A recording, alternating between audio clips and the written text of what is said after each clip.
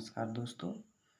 आज हम इस वीडियो में पढ़ेंगे बिहार बोर्ड मैट्रिक परीक्षा 2022 में पूछे जाने वाले 5 अंक का वीवीआई प्रश्न।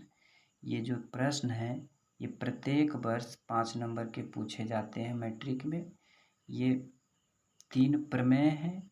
पहला थेल्स प्रमेय, थेल्स थ्योरम, दूसरा पाइथागोरस प्रमेय और तीसरा वृत्त संबंधित प्रमेय। ये 3 प्रमेय हमेशा 5 नंबर में 5 नंबर का आता है। कोई ना कोई ये 3 में से कोई एक हमेशा आएगा। या थेल्स प्रमेय पूछे या थेल्स प्रमेय का विलोम, या पाइथागोरस का विलोम, या वृत्त संबंधित प्रमेय पूछे या उसका उप प्रमेय पूछे। ये हमेशा प्रत्येक वर्ष 5 नंबर के क्वेश्चन मैट्रिक बोर्ड में पूछे जाते हैं। तो आइए हम लोग थेल्स प्रमेय को सिद्ध करते हैं। यह सिद्ध करने के लिए देता है दोस्तों। तो आइए हम लोग थेल्स प्रमेय को सिद्ध करते हैं। थेल्स प्रमेय, थेल्स थ्योरम, इसको हम लोग आधारभूत समानुपातिकता प्रमेय भी कहते हैं। ये वीवीआई क्वेश्चन है। ये वेरी इम्पोर्टेंट 5 नंबर का ये क्वेश्चन जरूर आएगा इस बार। दिया हुआ है कि कहता है प्रमेय, यदि किसी त्रिभुज की एक भुजा के समानांतर अन्य 2 भुजाएं को भिन्न भिन्न बिंदुओं पर प्रतिच्छेद करने के लिए रेखा खींची जाए तो अन्य 2 भुजाएं एक ही अनुपात में विभाजित होती है। ये प्रमेय कह रहा है और इसे हमको सिद्ध करने के लिए देता है। तो आइए देखते हैं किस प्रकार से इसको सिद्ध करते हैं। तो कह रहा है यदि किसी त्रिभुज की एक भुजाएं, तो पहले हम लोग एक त्रिभुज बना लेते हैं। एक त्रिभुज का निर्माण कर लेते हैं। पहले हम लोग एक त्रिभुज बनाएंगे।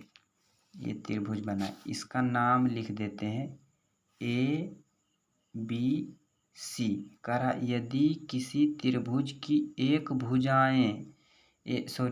भुजा के समानांतर अन्य 2 भुजाएं को भिन्न भिन्न बिंदुओं पर प्रतिच्छेद करता है, तो ये BC के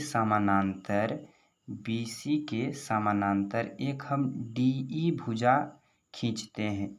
BC के समानांतर DE भुजा खींचते हैं, जो ये बिंदु D और बिंदु E पर प्रतिच्छेद कर रहा है। 2 भिन्न भिन्न बिंदुओं पर प्रतिच्छेद करता है।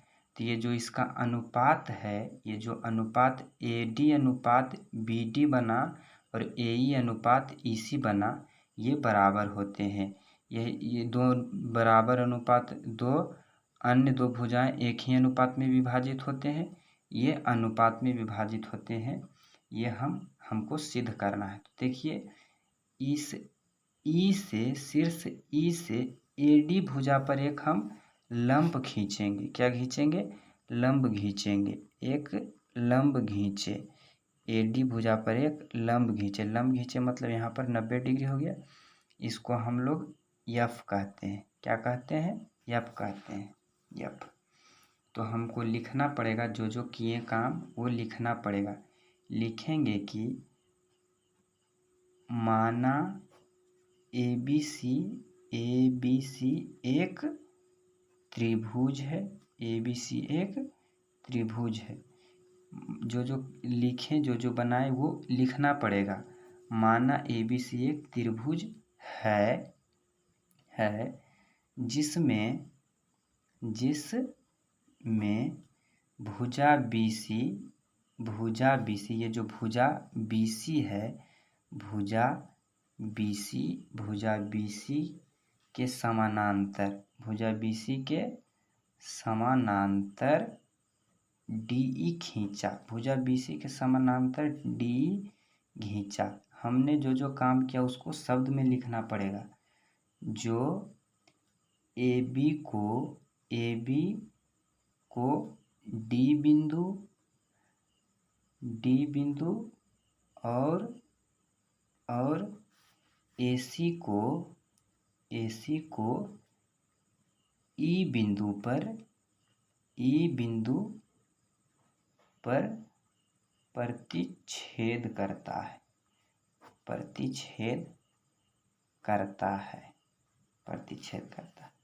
तो सिद्ध करना है कि क्या सिद्ध करना है, तो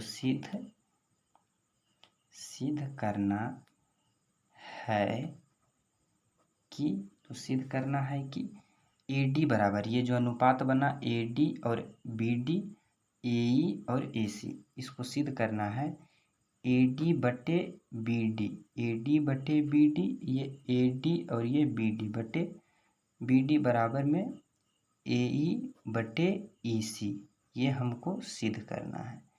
तो हमने जो जो किया उसे लिख दिए कि माना ABC एक त्रिभुज है, तो पहले हम एक तो त्रिभुज बनाए तो वही लिखे, माना ABC एक त्रिभुज है, इसमें BC भुजा, ये BC भुजा, इसके समानांतर DE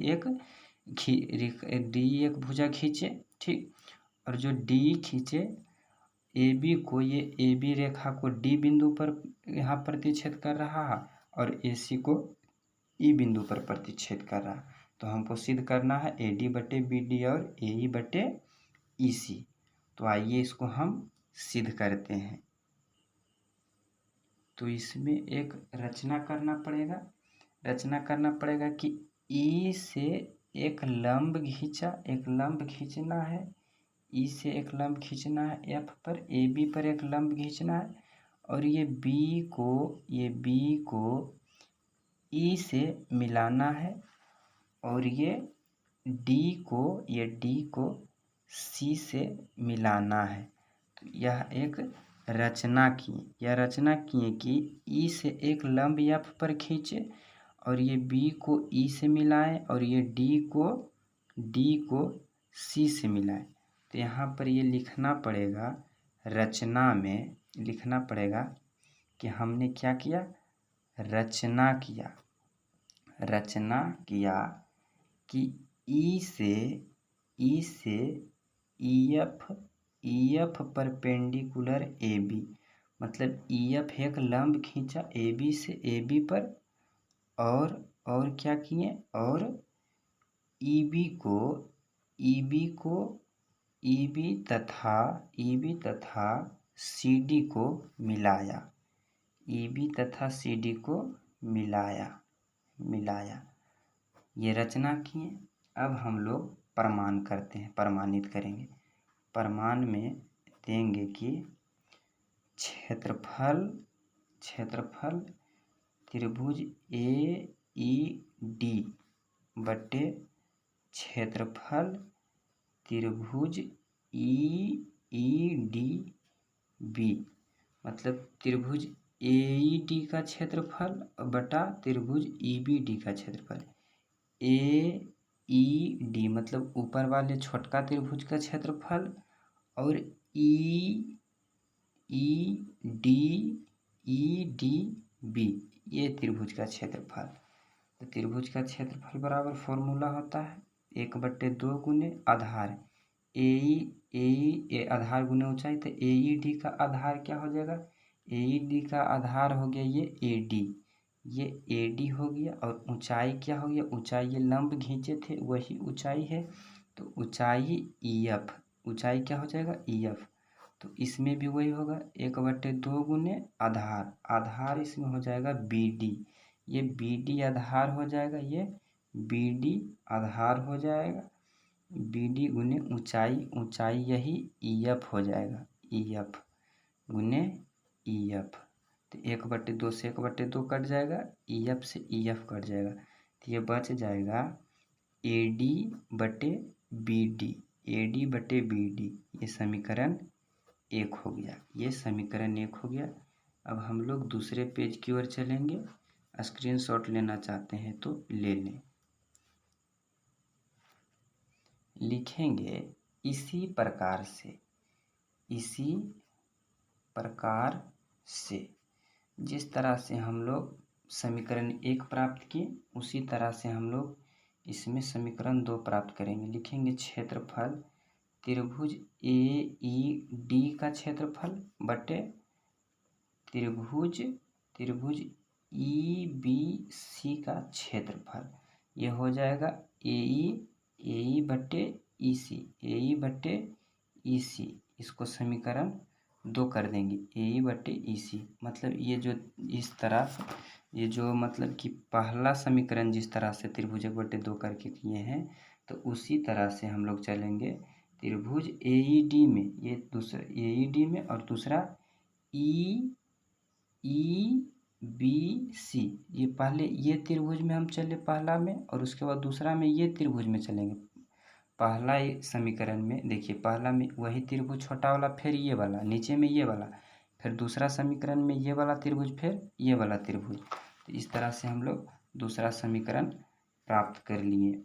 अब हम लोग देखिए कि क्षेत्रफल किसका, त्रिभुज EDB, त्रिभुज EDB बराबर क्षेत्रफल त्रिभुज EBC, त्रिभुज EBC। देखिए इसमें पहला में भी AD है, ये AD है, ये AD बटे BD आया, इसमें AE बटे BC आया। तो क्षेत्रफल त्रिभुज EBD बराबर क्षेत्रफल त्रिभुज EBC। ये समीकरण 3 हो गया। यहाँ ये गुण लागू हुआ। यहाँ पर इस तरह से लिखने पर लिखेंगे कि एक ही आधार और एक ही समानांतर रेखा,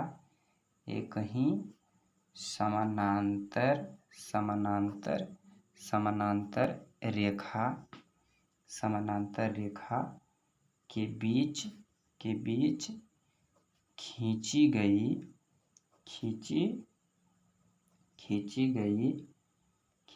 त्रिभुज का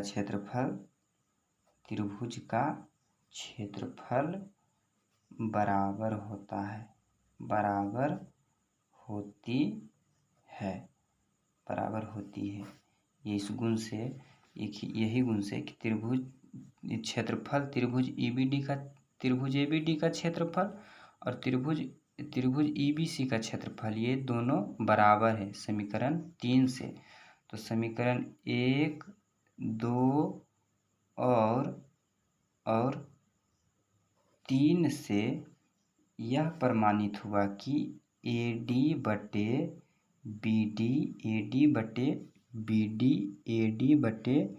BD बराबर AE बटे EC। यही हम लोगों को प्रूव करना था। तो अच्छी तरह से देखिए, इस तरह से आप लोग यहाँ से शुरू से देख लीजिए। आप एक एक शब्द इसी तरह से बोर्ड एग्जाम में लिखिएगा, ताकि आपको पूरी तरह से 5 नंबर मिल जाएगा। इस तरह से यदि आप लिखते हैं बोर्ड एग्जाम में एक एक शब्द को, तो आपका एक भी नंबर नहीं कटेगा। तो जय हिंद दोस्तों।